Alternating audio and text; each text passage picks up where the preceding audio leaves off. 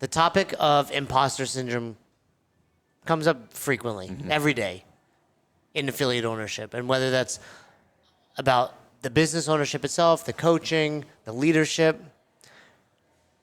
what are some of the ways you think affiliate owners and coaches, for that matter, can overcome this feeling? I can give my experience with it. I don't want to say, hey, this is how you solve it. No, this is like how I. Right? Yeah, this is how I have experienced. One is understanding that's normal. I think a lot of the reservation is you feel deficient or lesser than when you have those emotions or feelings, but understanding those are perfectly normal. Many, if not everybody, goes through that, which just makes me normal. And if you're not, you're probably delusional. Right? Like, Potentially, right? it was a whole separate. It was a whole separate. You should have imposter syndrome. Yeah, a whole separate topic. Right? You know, I always joke the worst kind of dumb is the kind of dumb that thinks they're smart. I'll tell you this. I'll tell you funny. So I go to you did Diesel Day. I did Diesel Day. Right.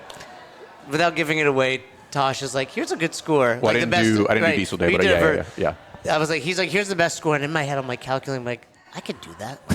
And it was like an hour, and I'm like, no, I can't. No, I can't. But it was like, that's like, I should have had imposters. Like, I've never worked out for 24 hours. I've never been in the woods for this long. Like, unconscious incompetence. Yeah, I should be like, what? Why do I believe? Instead, I'm like, I could win. I could be the best ever. I should have a lot of fear associated with this, but instead, I feel like I'm going to win. I was telling Todd about it. Listen, and I was sometimes I think to survive, there is a level of naivete that is required. I had a client years ago that he was retired Navy SEAL. I was still really good friends with him today.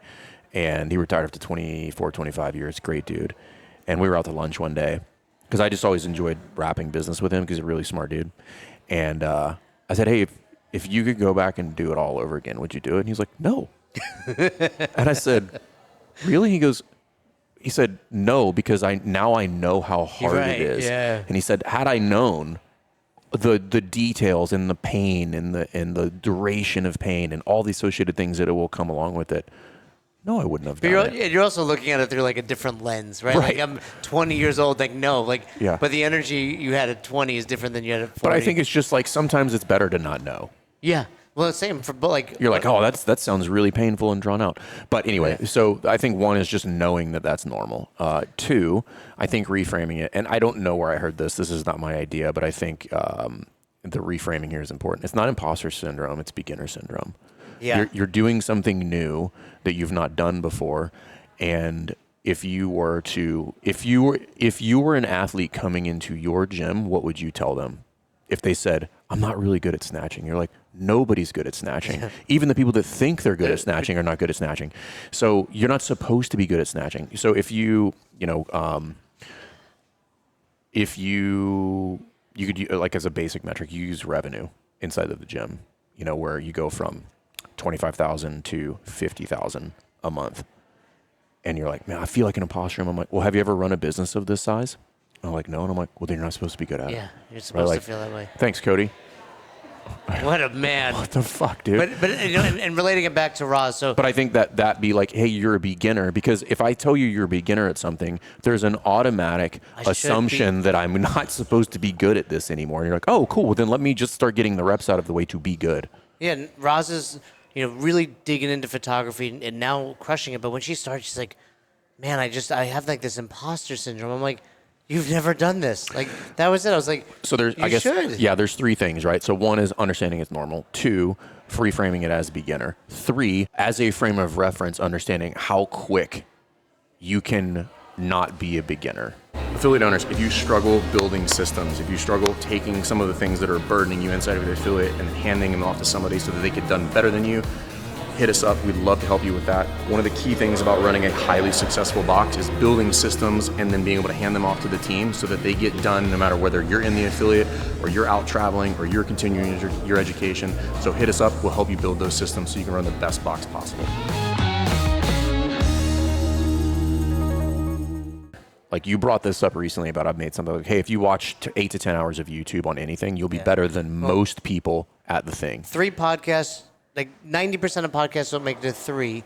Of those 90%, don't make it to 21. Right. And it's like, So 21 episodes in, which by the way was 1,000 to go for us. Correct. We were no longer beginners. Right. So it's I think because being a beginner or having that imposter syndrome, it feels like I should have that, and then it also feels very far away. So if you can reframe that, which is like, oh, this is very normal, and the other side of this is actually much closer than I thought, which is, hey, if I just put my nose to the grindstone and I do 8 to 10 hours of research and practice on this, you will be better than most people at that thing. Like people that do it professionally in some instances, you would be better than that at them. So I think those are 3 ways to reframe that. Like I'll give you an example. So one of the presentations given today is about the theory of constraints. So what did I was like, oh, okay, cool. I kind of understand I do understand the general concept, but how would I get better at that? I was like, hey, I would need to start practicing it in some way, shape, or form. I should probably read a book. So I ordered the handbook for the theory of constraints.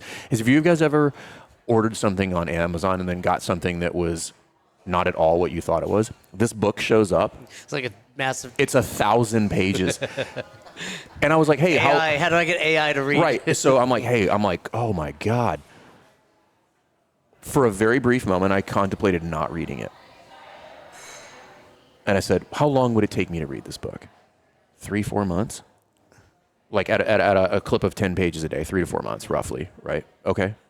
Well, just read the fucking book. I'm going to poop anyway. Might as well read. Right. But the old me would have been like, dude, that's way too much time. But now the older, more mature, having messed things up version of me is like, dude, that is a fraction of amount of time in your overall. Well, you got to measure in years, right? Not entrepreneurial lifespan.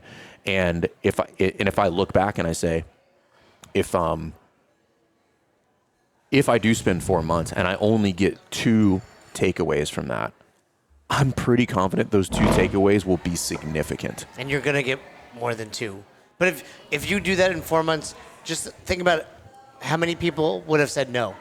Everybody. Yeah. So you're simply. But 4 months to be an expert in the theory of constraints. I'm like, okay, seems worthwhile. Yeah, and you're the 1% in that topic. This is my point, right? Yeah. So, 1 is understanding is normal. 2 is reframing it as just being a beginner at something, because that brings with it a level of relief that you're not supposed to be good. And then 3 is understanding it was very short-lived if you decide to be better at it. Like if you just decide to put what I would consider a minimal amount of time of 8 to 10 hours into something, you will be dangerous in that thing, assuming it's not something highly technical, like coding. But even coding, if you spent 8 to 10 hours, like I would dude, Nate and I have shared many editing things, and the amount of improvement during COVID that I got in editing video in the course of 2 to 3 weeks was like wild.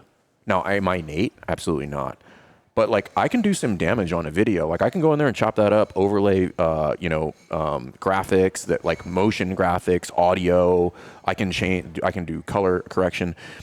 Is that what I'm going to do? No. But in the event that I do need to do it, or the event that Nate and I are having a conversation about it, I'm like, I'm not an expert in that, but I know enough to have a competent conversation about it. And he's like, that's going to take a long time because this, and this. And I'm like, oh, yes, that is correct. Okay. So I will not push back so hard on that, because like, bro, that's going to take a lot of editing.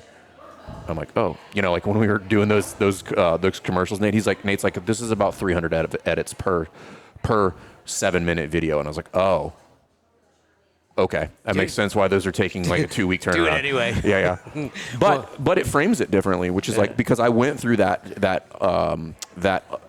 imposter syndrome state. I was like, I don't know how to edit videos. And I'm like, oh, I'm okay at editing videos. I can edit videos. But then it helps me have a better conversation with people on our team for different stuff like that. So very cool. If you like that video, drop something that you've felt imposter syndrome about that have gotten over.